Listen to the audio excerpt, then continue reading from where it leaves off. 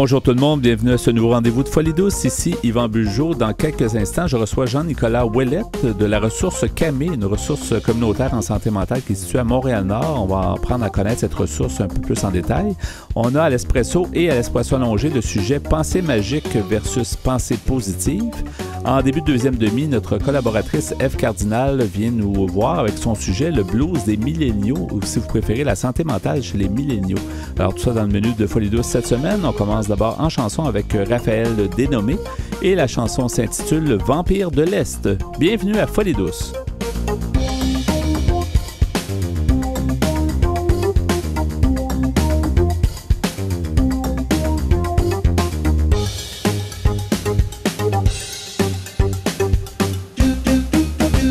Que vous soyez malin, peu enclin, radin ou épicurien, vous êtes à Folie douce. J'accueille maintenant mon invité Jean-Nicolas Ouellette. Alors, bonjour Jean-Nicolas. Bonjour. Bonjour, bienvenue encore une fois à notre émission. Ça fait longtemps qu'on t'a reçu à l'émission de Folie douce. Ça fait longtemps et c'est un plaisir qui se renouvelle. Ben absolument. On est content de te recevoir en studio. Tu es de la ressource CAMé.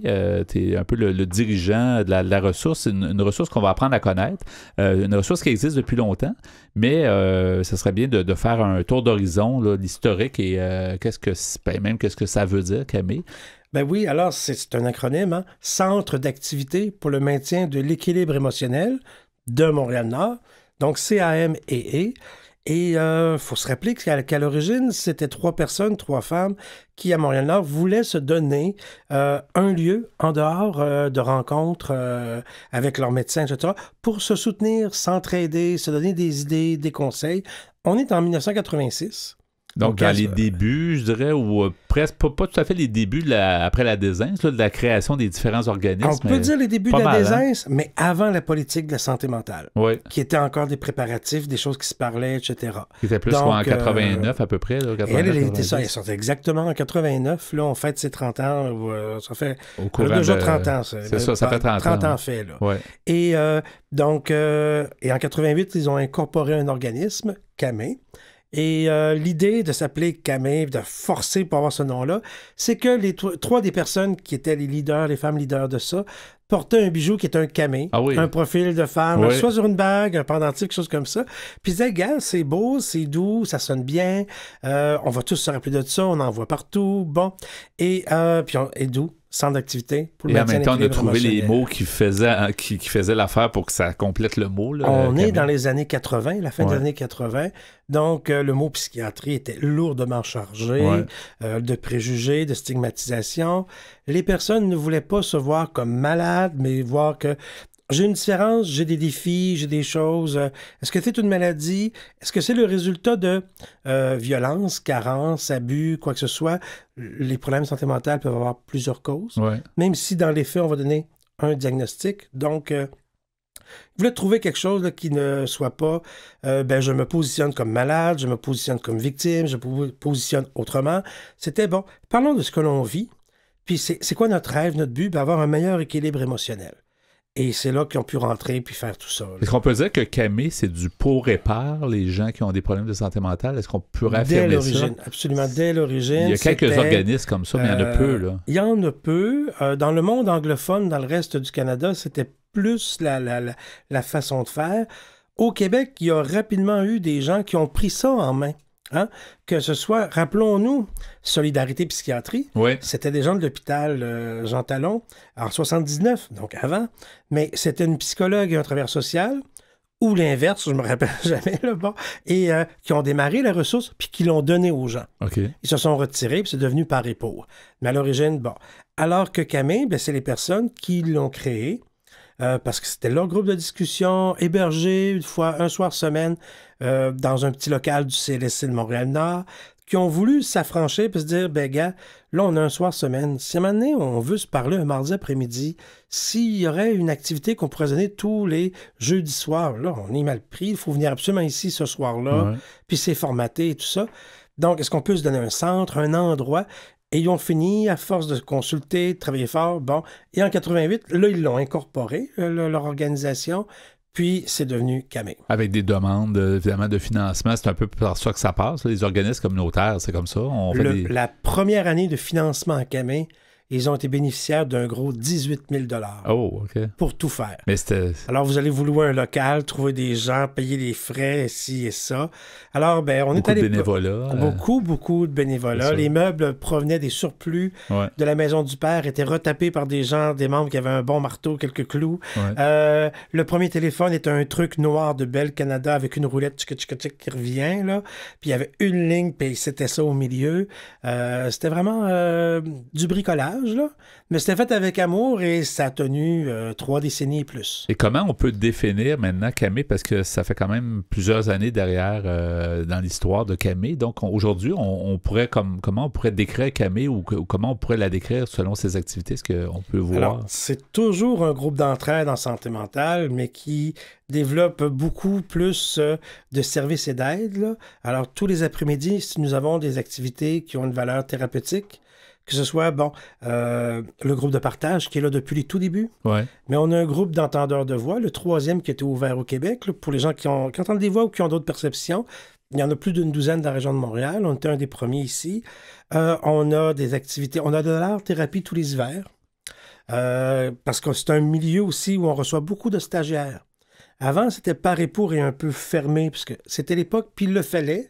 Ça s'est solidifié, là, on a ouvert les portes et on a, cette année, on a eu quelque chose comme 6 stagiaires différents en travail social, en sciences infirmières de l'université, de milieu de cégep. Et là, on a, pour la 2e fois consécutive, stagiaires au niveau de la maîtrise en art-thérapie, ce qui permet de l'offrir aux gens. On a des activités autour de l'art, la musique, c'est les mercredis après-midi. Et de l'art vraiment là, visuel à ce moment-là, les vendredis après-midi, avec une véritable artiste qui expose, qui vend ses toiles, qui donne des cours, mais qui là vient animer une activité à Camé. Le musicien n'est pas un thérapeute, c'est un musicien, ils font de la musique ensemble, donc sur un niveau artistique, là, c'est à ce niveau-là que ça... Donc on fait beaucoup d'activités d'expression qui vont être aidantes. Le soir, plus des loisirs. On a développé 29 logements sociaux qu'on n'avait pas avant. Donc, on donne du soutien communautaire en logement social. C'est-à-dire que vous gérez le logement? Vous avez comme un parc de logements à gérer? Nous avons 29 logements à notre disposition, mais ce sont 2 autres organismes communautaires qui sont propriétaires. Okay. Parce qu'on ne voulait pas que l'argent de l'entraide s'en aille payer les fenêtres et tout ça. Donc, on a des contrats avec 2 organismes partenaires et nous, on soutient les gens pour qu'ils réussissent leur projet de vie qui est d'avoir un appartement autonome. On parle de gens, donc, je te dirais qu'il y en a une quinzaine que c'est des personnes seules dans leur appartement. Donc, un studio, une chambre à coucher, 3,5 comme on dit. Puis, on a des ménages. Donc, ça peut être la mère et le fils. Il y a quelqu'un dans le ménage qui présente un problème de santé mentale. Puis ça pourrait les aider d'avoir quelqu'un qui les soutient. Puis à ce moment-là, ils ont probablement un tarif aussi qui est plus abordable, puis les conditions... 25% des revenus maximum, là, tu sais, qui est chargé pour le loyer. Et la subvention assume le restant du loyer qui est écrit au bail. Ça, c'est une belle chose. Moi, j'ai toujours admiré ce côté-là, parce que s'il y a quelque chose qui est déplaisant, c'est vraiment la fluctuation, tu sais, de dire un budget, tu peux pas du jour au lendemain avoir une augmentation de loyer, puis tu sais, la personne ne peut pas subvenir. Et on est sur l'île de Montréal, là, dans un des endroits au Québec où les logements sont le plus chers, peu importe le nombre de pieds carrés et tout ça. Et nos gens, on le sait, c'est des gens qui vivent avec un problème de santé mentale.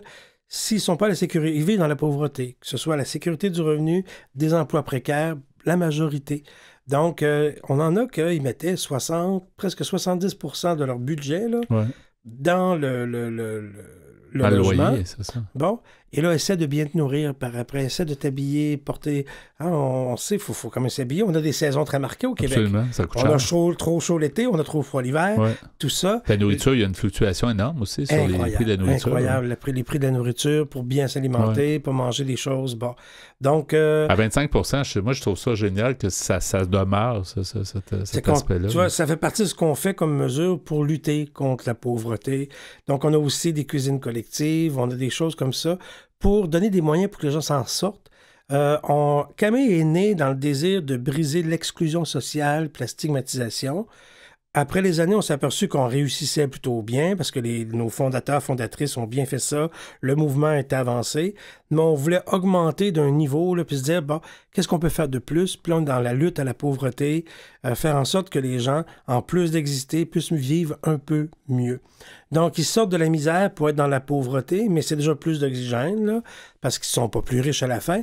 Mais écoute, quand tu as 300 pièces de plus de revenus disponibles parce qu'il n'est pas mis dans le logement, ça fait quand même une bonne bouffée d'air. Tu peux faire autre chose et tout ça. Comment tu pourrais décrire aussi, Jean-Nicolas, le milieu de Montréal-Nord? Est-ce qu'il y a beaucoup d'organismes communautaires? Est-ce que vous êtes un des seuls dans ce type-là? Comment ça? Parce que vous êtes quand même... tu sais, Montréal-Nord, on dit toujours, tu sais, l'Est, Rivière-des-Prairies, Montréal-Nord, c'est toujours un petit peu une zone. Tu es sur l'île de Montréal, mais tu es un peu ailleurs. Tu n'es pas au centre-sud, tu n'es pas en plein milieu de la ville. Il fut un temps où Montréal-Nord avait le charme d'être la banlieue sur l'île. Parce que c'était très enclavé. Avec l'autoroute 25, puis il y a son pont maintenant. Ouais. Donc, on passe, mais on s'y arrête pas. Henri Bourassa, P9, etc. Puis il y a le chemin de fer, hein? On n'y pense pas, mais il n'y a que 3 rues nord-sud qui traversent Montréal-Nord. Alors, on a Saint-Michel, P9, puis Lacordaire.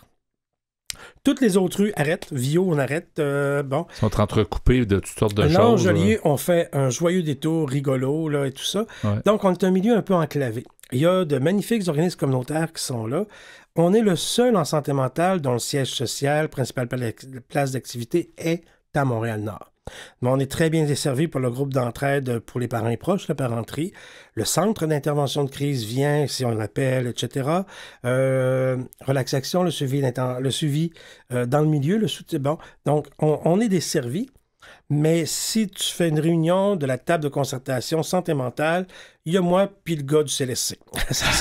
À Montréal-Nord, c'est ça. On est 2. On pourrait inviter une police, là. Bon, la policière socio-communautaire, là. Mais tu vois, c'est ça. On les voit pas à ces trucs vu que à ces trucs de concertation, d'analyse des fois sociales, pas assez, je trouve, là. Donc, j'étais un petit peu tout seul à ce moment-là. Ouais. Mais on est desservi par les autres. Ouais. Parce qu'on est un territoire un petit peu enclavé. Oui, exactement. Il nous reste une couple de minutes, tu as une certaine expérience d'avoir fait des contacts justement avec des gens un petit peu partout dans le monde, en fait. Surtout à l'époque, vous étiez un peu les précurseurs en termes de différentes activités. Tu parlais tantôt d'entendeur de voix. Entendeur de voix, gestion autonome de la médication, ça nous a mis en contact avec la recherche en sciences sociales. On travaille beaucoup là-dedans. Puis ça nous a mis en contact à l'international. On a quelqu'un de la Belgique qui vient en stage pour de l'art-thérapie à ce moment-là. Je suis allé au Brésil dernièrement il y a quelques semaines parler de la gestion autonome de la médication. C'est très fort là-bas. Puis les entendeurs de voix, là, on a des échanges à ce niveau-là. Ça, c'est intéressant aussi parce qu'on peut s'inspirer l'un l'autre. On a un modèle unique ici au Québec qui n'est pas nécessairement le même modèle pour toutes sortes de raisons. On en parlait avant de venir en ondes. En fait, le côté organisme communautaire, milieu communautaire qui s'est développé au Québec, c'est pas cette réalité-là nécessairement dans d'autres pays. Fait que c'est intéressant de voir un peu comment chaque société s'est développée. On nous envie la vigueur, la richesse de notre secteur communautaire. Votre émission de radio en est un exemple où il se passe différentes choses vraiment là, magnifiques, puis c'est soutenu dans la communauté d'une façon citoyenne. Ouais. Nous, moi surtout, je leur envie, parce qu'ils n'ont pas ce secteur communautaire-là, la vigueur, l'originalité des choses qui naissent dans le milieu de la santé publique.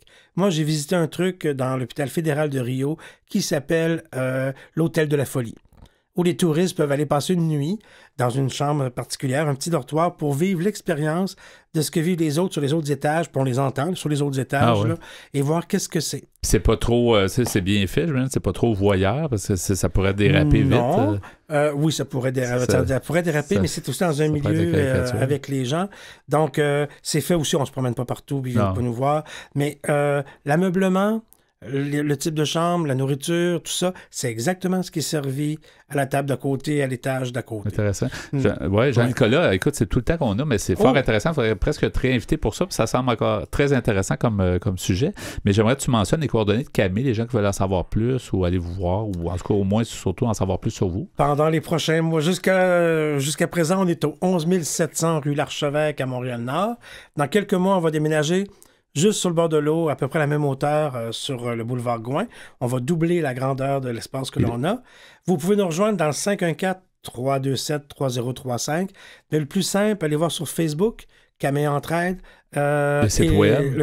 Camé.ca. Camé.ca. Merci beaucoup, Jean-Nicolas, d'avoir été des nôtres. Bonne continuation. C'est un plaisir. Au revoir. Au revoir. Vous voulez mieux nous connaître et communiquer avec nous? Visitez notre site Internet au www.antenne.qc.ca.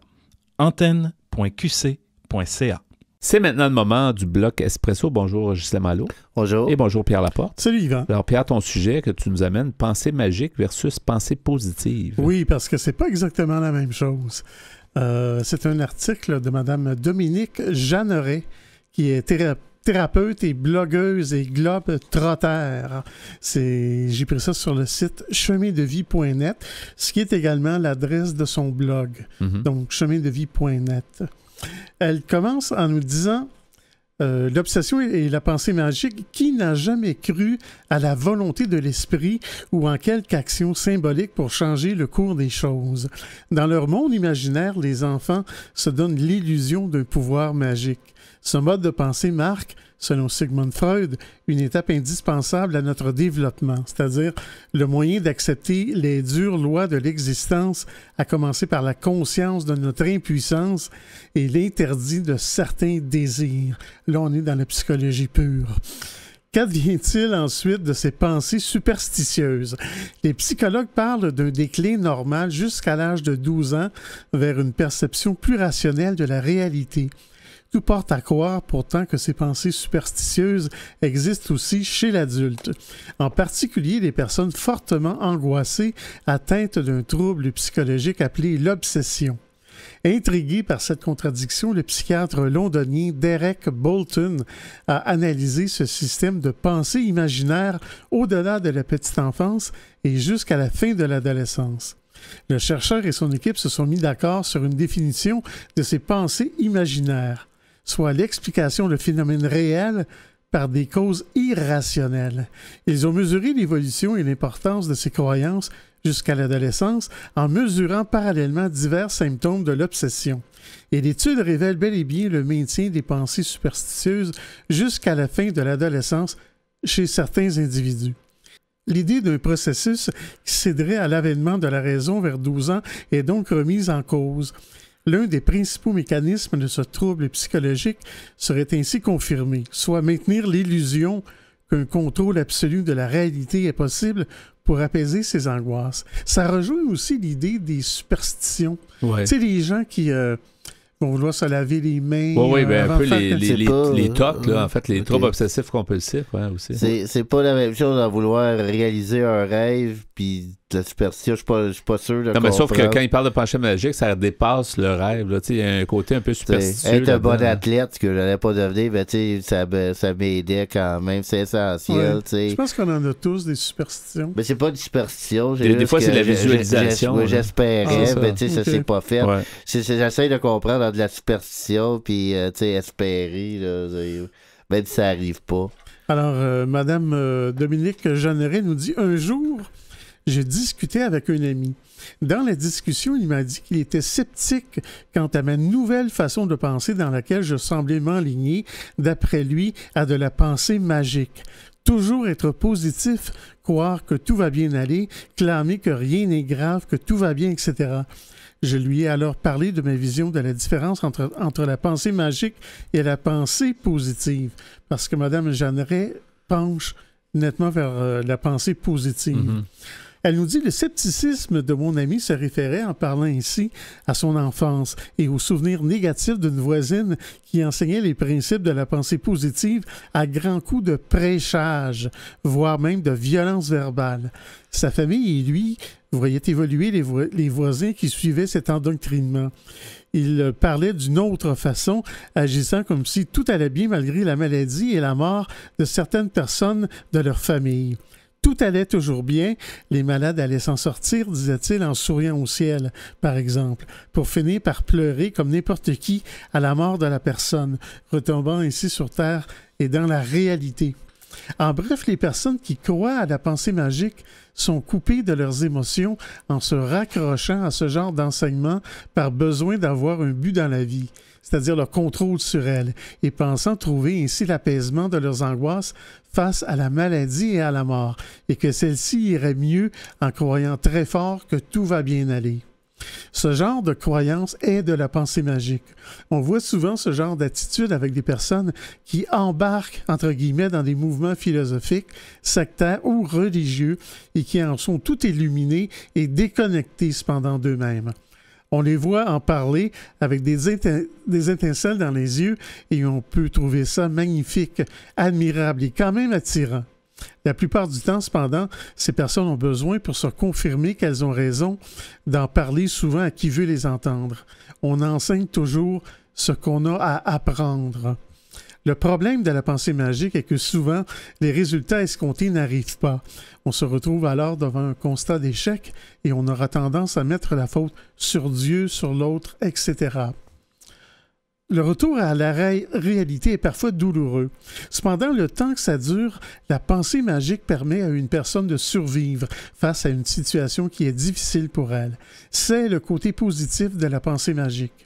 L'autre côté positif d'avoir eu un épisode de pensée magique dans sa vie, c'est que lorsqu'on revient sur Terre, l'action d'avoir pensé positivement a quand même eu quelques résultats positifs. Mais je continuerai un peu plus tard. On va poursuivre donc sur la pensée magique versus pensée positive. Demeurez des nôtres à Folie douce.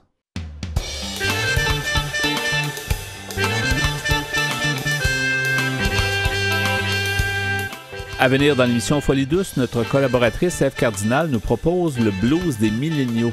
À l'Espresso allongé, nous poursuivons avec pensée magique versus pensée positive.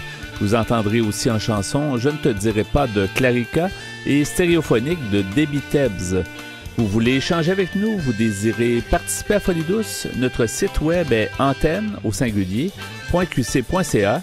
Utilisateurs de Facebook, YouTube, Instagram et Twitter, cherchez Folie douce Radio pour nous trouver ou téléphonez-nous au 514-990-9604. Vous écoutez Folie douce, l'émission hebdomadaire qui démystifie les problématiques de santé mentale depuis plus de 25 ans. De retour au micro dans quelques instants.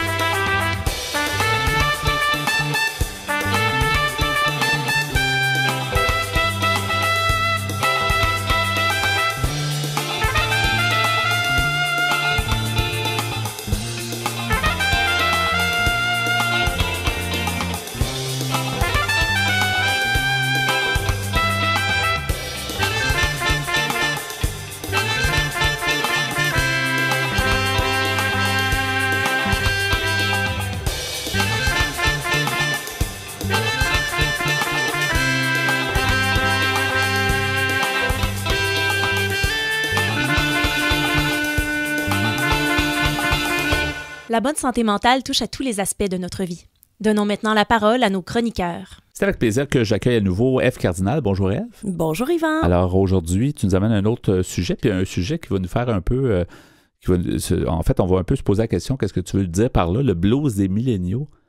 Et le fameux blues des milléniaux. En fait, ce qu'on va aborder, c'est pas nécessairement que les milléniaux sont plus déprimés ou dépressifs que les générations antérieures, mais c'est peut-être un petit peu plus de parler quelle est leur situation, dans quel milieu ils vivent. Premièrement, les fameux milléniaux. Bon, on en parlait un petit peu en ondes, quel est un millénial, tout ça. Moi, j'avais de la misère à les différencier, Y, millénial, etc. Donc, les milléniaux, en fait, c'est la génération qui part des années 80 jusqu'à à peu près aux années 2000. C'est ça. Qui ont vécu de grands changements. En fait, peut-être plus leurs parents, mais qui ont vécu dans une époque de grande transformation. Par ricochet, ont vécu un peu. Puis souvent, on dit que c'est des jeunes qui ont à peu près utilisé les technologies depuis pas mal leur jeunesse, la plupart, là, peut-être pas ceux des débuts des années 80, mais la majorité d'entre eux sont habitués de fonctionner avec la technologie, téléphone, ordinateur et tout ça, là, tout ce qu'on connaît aujourd'hui.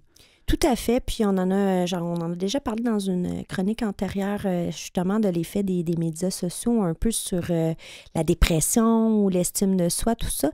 Là, aujourd'hui, c'est plus pour englober, globalement, pour me répéter, là, la situation des milléniaux. En fait, non seulement ils ont la pression des médias sociaux, de l'apparence, de plus en plus de l'image, YouTube, tout ça, mais ils ont aussi la pression de la performance. Et c'est une génération, selon mes lectures, qui est quand même très perfectionniste, dans le sens où ils veulent avoir une qualité de vie, une conciliation travail-famille, et avec raison, mais en même temps, ils se mettent énormément de pression. Donc, c'est intéressant de voir plusieurs aspects au niveau des milléniaux et de la dépression qui est un fléau dans notre société. En 2020, on l'a répété souvent, il y a une bonne partie de la population et la santé mentale, les problèmes de santé mentale seront la première cause d'invalidité. Ouais. Donc, évidemment, c'est quelque chose qui va les toucher directement. Et les milléniaux, en fait, d'après moi, nous sommes dans la génération X, la génération sacrifiée, finalement, des années 80-90 et tout. Mais les milléniaux, souvent, c'est-à-dire les années plus 60-70, les milléniaux, eux, ont comme plus de chance, ont comme plus d'opportunités, peut-être dans le marché du travail, sauf qu'ils ont comme plus de pression aussi, parce que la société comme a la loupe sur eux, puis c'est comme eux qui doivent être productifs, puis prendre leur place, puis... c'est pas évident non plus, ça ajoute beaucoup, là. Bien, ils ont une pression, effectivement, avec le vieillissement de la population. Ils ont une pression, effectivement, ils sont sous la loupe. Tu sais, souvent, si on regarde là, les offres d'emploi, écoute, on est rendu qu'il faut parler des fois 3 langues, il faut maîtriser ci, ça. Donc, il y a beaucoup d'exigences et on dit qu'il y a 26% des milléniaux qui disent avoir vécu un épisode dépressif. Donc, ça, on parle quand même de personnes relativement jeunes qui commencent des fois des carrières avec de la pression. Il y a aussi le stress économique. Je veux dire, ça coûte de plus en plus cher partout. En fait, les efforts financiers, le soutien, des fois, se fait moindre. Donc, ça peut devenir quand même une source de pression là, qui est non négligeable. On dit souvent « les jeunes sont chanceux, ils ont l'avenir devant eux », mais c'est un stress, là. C'est un stress qui est réel à divers niveaux. Ils ont peut-être eu aussi, à mon avis, d'après mes observations, ils ont peut-être eu moins d'habitude d'épargner. Tu sais, je veux dire, dans le cas des X ou des baby boomers, souvent, n'avaient pas le choix. Tu sais, il y avait des situations difficiles dans la vie, alors qu'eux, souvent, ils peuvent changer d'emploi assez facilement. C'est pas une difficulté de se trouver un nouvel emploi, mais en même temps, s'ils n'ont pas l'habitude d'épargner ou de faire attention à ce qu'ils font, peut-être qu'ils peuvent se placer dans des situations stressantes, tu sais. Aussi, et il y a un phénomène effectivement de surconsommation. Donc, tu sais, on est habitué de consommer, on est habitué d'avoir, je dirais pas tout cuit dans le bec parce que ce serait un jugement qui serait pas juste. C'est d'avoir les choses rapidement. On vit comme ça, ils ont été élevés comme ça, ils subissent aussi quand même les aléas de la surconsommation. Donc, à quelque part, il y a une énorme pression sociale. Puis, en fait, là, on n'en discute pas beaucoup d'entre nous. Entre nous, tout ça, il y a beaucoup d'adolescents, de jeunes adultes qui ont des troubles de sommeil, des troubles alimentaires, des troubles de l'estime de soi, des troubles au niveau de l'apparence physique et des troubles au niveau aussi du statut social. Donc ça, c'est prouvé. Et c'est vrai que c'est normal d'extresser, mais d'extresser dans une période de temps qui se termine un jour. Il faut que ça se termine, parce que sinon, ça se termine en dépression majeure. Exactement. Est-ce que tu penses que c'est... Tantôt, tu donnais des chiffres. Est-ce que tu penses que c'est plus de gens comparativement aux autres générations? Est-ce qu'on dit 26%, je pense, de gens qui est-ce que ça se trouve être comme plus présent chez eux, chez les milléniaux, ce genre de... Non, en fait, selon les études, au contraire, ce serait même moins présent, sauf que la différence, c'est qu'on en parle plus. Je sais pas, moi, en tout cas, moi, personnellement, quand j'étais jeune, on parlait pas de TDAH, on parlait pas de spectre de l'autisme, on ne parlait pas de troubles de l'humeur, de la personnalité, tout ça, on parlait à peine de dépression. La différence, c'est ce qui est à leur avantage et, en tout cas, moi, le conseil, si je peux me permettre, que je leur donnerais, c'est plus on en parle, mieux c'est. Donc, ils ont cette possibilité-là d'une certaine ouverture d'esprit et selon moi, il faut en profiter justement pour en parler. Donc, la différence, c'est qu'on en parle plus et que quand on les sonde, quand on leur demande, ils en parlent plus et ils admettent plus. Disons qu'ils peuvent avoir certains troubles anxieux ou certains troubles de santé mentale. C'était peut-être juste qu'on ne posait pas trop les questions. On ne nous posait peut-être pas les questions à l'époque, mais peut-être qu'on vivait ce genre de situation-là sans trop le savoir ou sans en faire une histoire, mais peut-être que ça touchait quand même des gens. Ben, les tabous commencent à tomber. Ouais. Justement, on parle des réseaux sociaux, on en parle souvent de façon, disons, des fois négative, mais il y a un aspect extrêmement positif, c'est-à-dire qu'on peut partager, on peut avoir une tribune pour donner une opinion. Donc, les tabous tombent. Donc, ça, c'est l'aspect qui est positif là, de la chose. Oui. Il y a plus de positifs que de négatifs, ça c'est certain, dans les réseaux sociaux et dans les nouvelles technologies. Donc on parle du blues des milléniaux. Donc finalement, qu'est-ce que tu trouves aussi sur le sujet à nous rapporter? Bien, c'est qu'en fait, les milléniaux vivent énormément, beaucoup plus d'anxiété.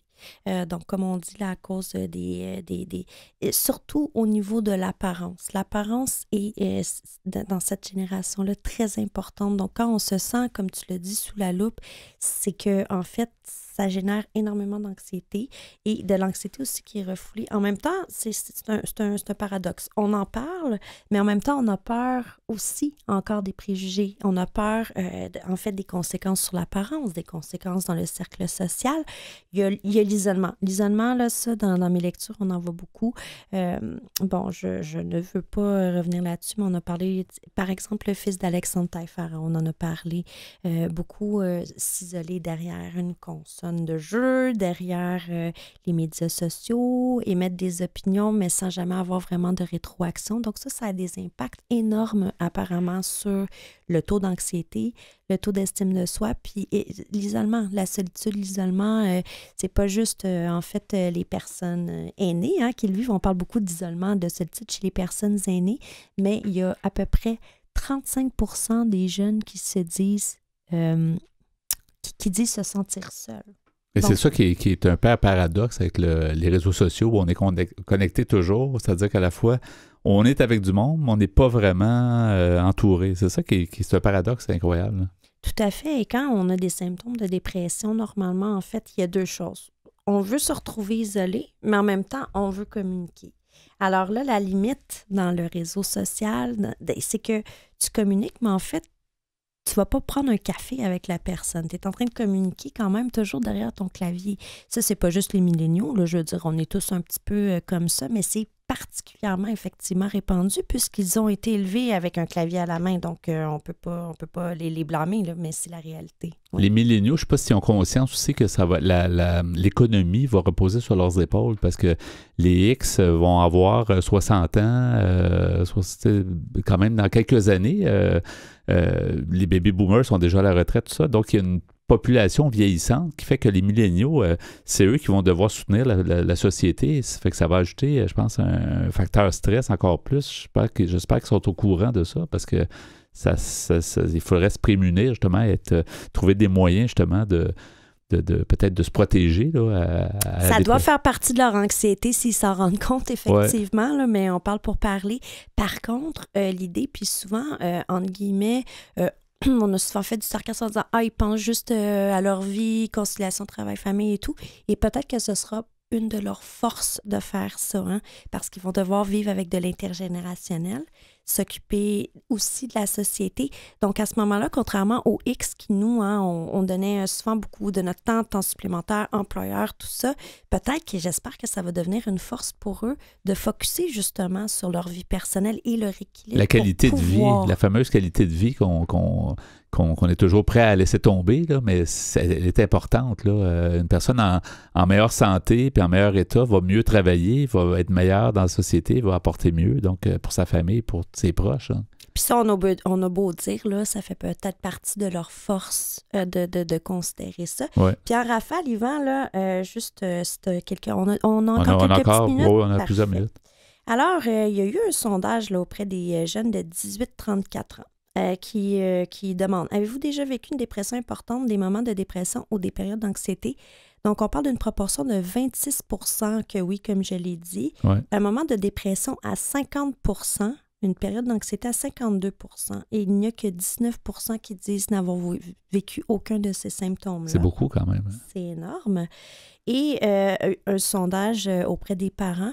Est-ce que l'un de vos enfants a déjà consulté un professionnel de la santé, médecin, psychologue, travailleur social pour des raisons de stress ou d'anxiété? Oui, à 31 % et le plus inquiétant, non à 56 %. Donc ça, on en a déjà parlé dans d'autres chroniques antérieures, peu importe, ça prouve que ce soit chez les milléniaux, dans nos générations, il y a presque la moitié de la population qui ne consulte pas. Oui. Puis moi, ça, c'est toujours mon interrogation. Je me dis, les gens, c'est un peu un concept vague de dire on consulte, parce que c'est pas aussi clair. On va voir qui, on en parle à qui. C'est un peu d'en parler à plusieurs personnes. Ça peut être nos proches, consulter, ou comme tu disais dans une autre chronique, d'aller chercher l'information d'abord dans un premier temps, mais d'aller peut-être justement chercher de l'aide médicale, au moins pour avoir une évaluation. Là. Tout à fait. Puis on le redira jamais assez que d'aller chercher de l'aide, ça peut être long, ça peut être décourageant, mais en fait, c'est bénéfique. Puis dans le cas des milléniaux, justement, étant donné que c'est une population plus jeune, il y a réellement à consulter aussi la famille. La famille devrait être de plus en plus ouverte. On le souhaite là, à ces questions-là. Donc, il y a aussi le soutien familial. On l'oublie souvent. Hein. On est dans une société très individualiste parce que la famille a pris peut-être un petit peu moins d'importance. Mais le soutien familial peut être important. Puis, la famille connaît la personne, donc peut-être elle a une façon de peut-être de l'écouter d'abord, puis de plus connaître, de reconnaître qu'il y a peut-être quelque chose qui ne fonctionne pas. C'est pas toujours l'option première, mais ça peut en être une que des fois on oublie aussi. Faut pas avoir peur d'en parler d'abord parce que peut-être ça vient pas de nous, ça peut être les gens qui vont nous donner des conseils où aller et quoi faire, et c'est toujours bon de sortir, d'exorciser la problématique, mais en plus peut-être d'obtenir de l'aide qu'on s'attend pas. Là. Tout à fait, puis il y a les groupes de soutien, il y a les groupes de soutien même virtuels, il y a toujours le CLSC et surtout d'essayer d'aller voir le plus possible qu'est-ce qui nous convient selon nos moyens. C'est pas toujours facile non plus. Oui, merci beaucoup, Ève Cardinal. Donc, le blues des milléniaux, la santé mentale chez les milléniaux. Merci, à une prochaine. Avec plaisir. Au revoir. Bye. Vous êtes branchés sur Folie douce. Soyez au courant des multiples thèmes de la santé émotionnelle. Tel que promis, nous poursuivons avec le sujet de l'espresso entamé plus tôt, et maintenant l'espresso allongé, pensée magique versus pensée positive. La pensée magique, c'est presque des fois de la schizophrénie, dans le sens que tu te convaincs de quelque chose qui n'existe pas. À un point tel, là, dire que ça n'a pas de sens. Peut-être, oui. Alors, c'est un article écrit par Mme Dominique Jeanneret, qui est thérapeute, blogueuse et globe-trotter. Et elle a son site, c'est chemindevie.net. Et c'est également l'adresse de son blog. Alors, elle nous dit « La pensée magique est le fait de surestimer les conséquences de ses actes ou même de ses pensées sur son environnement, dépassant les relations de cause à effet normal. La psychologie suggère que la pensée magique constitue une tentative d'échapper à l'angoisse de l'inconnu. » Maintenant, Mme Jeanneret nous dit « Penser positivement », parce que elle, c'est ce qu'elle préconise, ne veut pas dire s'accrocher à des croyances que tout va bien aller et qu'on va être heureux. C'est un état sincère et naturel.